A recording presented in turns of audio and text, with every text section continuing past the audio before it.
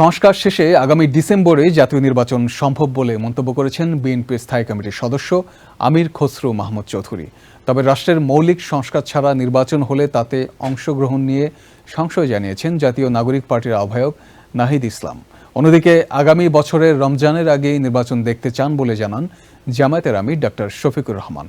বাংলাদেশ সফররত আমেরিকান প্রতিনিধি দলের সঙ্গে বৈঠক শেষে এসব কথা বলেন রাজনৈতিক দলের নেতারা।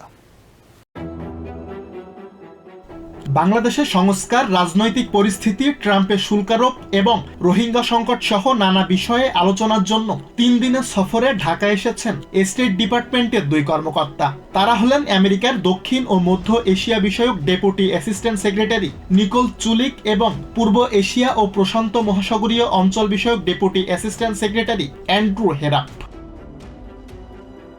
গুলশানে আমেরিকান প্রতিনিধি দলের সঙ্গে বৈঠকে বসেন দেশের শীর্ষ রাজনৈতিক দল বিএনপি, জামায়াতে ইসলামী এবং জাতীয় নাগরিক পার্টির নেতারা।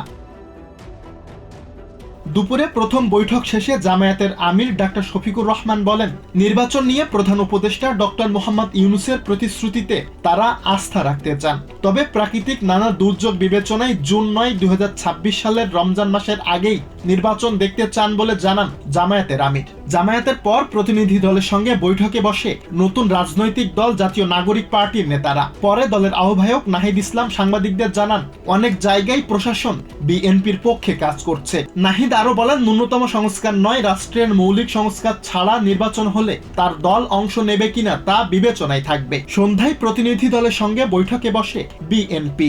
বৈঠক শেষে দলের স্থায়ী কমিটির সদস্য আমির খসরু মাহমুদ চৌধুরী বলেন, রাজনৈতিক দলগুলো যেসব বিষয়ে ঐক্যমত হবে তা বাস্তবায়ন করে ডিসেম্বরের মধ্যেই জাতীয় নির্বাচন সম্ভব। বৈঠকে আমেরিকা শুল্ক আরোপ সমস্যার সমাধানের বিষয়েও আলোচনা হয়েছে বলে জানান আমির খসরু। দেশে লেভেল প্লেইং ফিল্ড এবং প্রশাসন বিএনপির পক্ষে কাজ করছে বলে এনসিপির অভিযোগের বিষয়ে কোনো মন্তব্য করতে রাজি হননি আমির খসরু।